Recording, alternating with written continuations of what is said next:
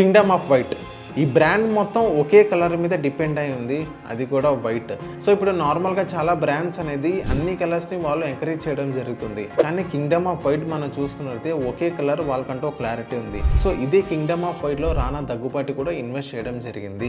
So ఈ Kingdom off white కనుక మనం చూసుకున్నట్లయితే వాళ్ళ నేషన్లో ఒక క్లారిటీ ఉంది. సో వాళ్ళు ఏ సెట్ ఆఫ్ ఆడియన్స్ని చూస్ చేసుకుంటారు వాళ్ళందరూ క్లారిటీ ఉంది. సో ఇప్పుడు వైట్ కూడా చాలా మంది వేసుకుంటారు అనమాట. ఇప్పుడు పొలిటీషియన్స్ చూసుకున్నా కానీ వాళ్ళు ఎప్పుడు వైట్ కలర్ షర్ట్స్ అనేది వాళ్ళు వేసుకుంటారు. ఈవెన్ యూత్ కూడా ఇప్పుడు చాలా మంది వైట్ అనేది వాళ్ళు వేసుకోవడం జరుగుతుంది. సో వైట్ అనేది ఇట్స్ నాట్ ఏ కలర్, అదొక లగ్జరీ అనమాట.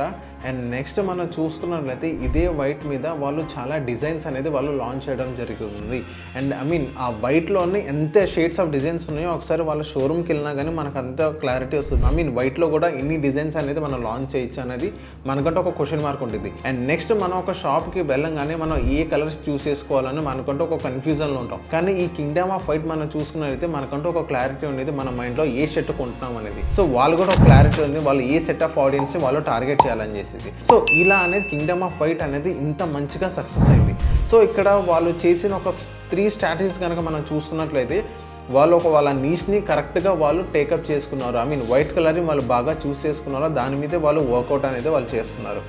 సెకండ్, సో వాళ్ళు ఏంటంటే కేటగిరీ అనేది బిల్డ్ చేశారు. అక్కడ కలెక్షన్ కాదు, కేటగిరీ అనేది వాళ్ళు బిల్డ్ చేయడం జరిగింది. ఆ కేటగిరీ కూడా వైట్ కేటగిరీ, వాళ్ళు బాగా దాని మీద ఫోకస్ చేయడం జరిగింది. అండ్ థర్డ్ ఏంటంటే వాళ్ళు ఒక బ్రాండ్ని బిల్డ్ చేశారు, ప్రోడక్ట్ని కాదు. సో వైట్ అనేది వాళ్ళ బ్రాండ్ని వాళ్ళు బిల్డ్ చేయడం జరిగింది మోర్ దాన్ ఏ ప్రోడక్ట్. సో అక్కడ ప్రోడక్ట్ ఏంటి, వైట్ కలర్ ఉంది, ఆ వైట్ని వాళ్ళు బ్రాండింగ్ చేయడం జరుగుతుంది.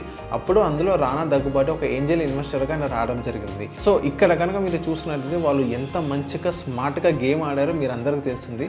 సో మీరు ఎప్పుడైనా కింగ్డమ్ ఆఫ్ వైట్ షర్ట్ కొన్నారా, కొంటే కింద కమెంట్ చేయండి.